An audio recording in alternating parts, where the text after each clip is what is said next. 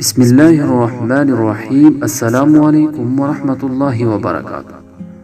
ناظرین، امید ہے آپ لوگ خیریت سے ہوں گے۔ آج ہم آپ کو بتائیں گے کہ سب سے پہلے کس نبی نے کون سی نماز ادا کی۔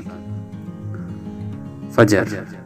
جب حضرت آدم علیہ السلام کی توبہ فجر کے وقت قبول ہوئی تو انہوں نے 2 رکعت شکر ادا کی، تو اسی وجہ سے فجر کی نماز ہماری امت کے لیے 2 رکعت فرض ہوئی۔ ظہر۔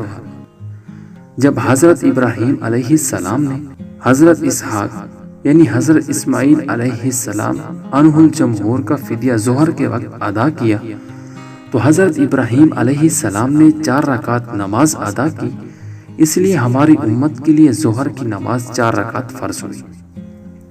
عصر۔ حضرت عزیز علیہ السلام کو 100 سال کے بعد اٹھایا گیا تو ان سے پوچھا گیا کہ تم کتنی دیر تک اس حالت میں رہے، تو انہوں نے فرمایا 1 دن۔ پھر انہوں نے سورج کی طرف دیکھا جو ابھی کچھ باقی تھا تو فرمایا کچھ دن کا کچھ حصہ۔ اس وقت انہوں نے 4 رکعت نماز ادا کی تو عصر کی نماز ہماری امت کے لیے 4 رکعت فرض ہوئی۔ بعض روایات میں یہ بھی آتا ہے کہ جب اللہ تعالی نے حضرت یونس علیہ السلام کو مچھلی کے پیٹ سے نجات دی تو اس وقت عصر کا وقت تھا، انہوں نے 4 رکعت نماز ادا کی۔ مغرب۔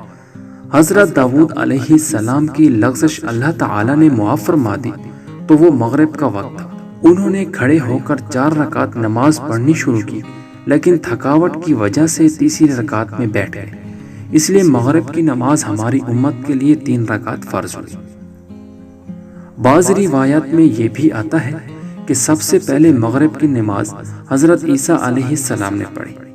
اللہ تعالیٰ نے مغرب کے وقت اس کی طرف وحی کی کہ تمہاری قوم میرے بارے میں ثلاثہ کا عقیدہ رکھتی ہے، انہوں نے اس وقت 3 رکعت ادا کی۔ عشاء۔ سب سے پہلے عشاء کی نماز ہمارے پیغمبر حضرت محمد صلی اللہ علیہ وسلم نے ادا فرمائی۔ بعض روایات میں یہ بھی آتا ہے کہ حضرت موسیٰ علیہ السلام مدین سے نکلے تو راستہ بھول گئے، یہ عشاء کا وقت تھا، تو انہوں نے 4 رکعت نماز ادا کی، تو ہماری امت کے لیے 4 رکعت نماز عشاء فرض ہوئی۔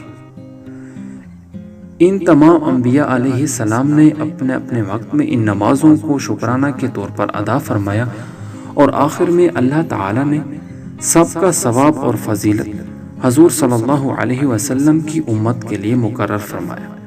اللہ تعالی ہم سب کو حضور صلی اللہ علیہ وسلم کے طریقوں پر چلنے کی توفیق عطا فرمائے، آمین۔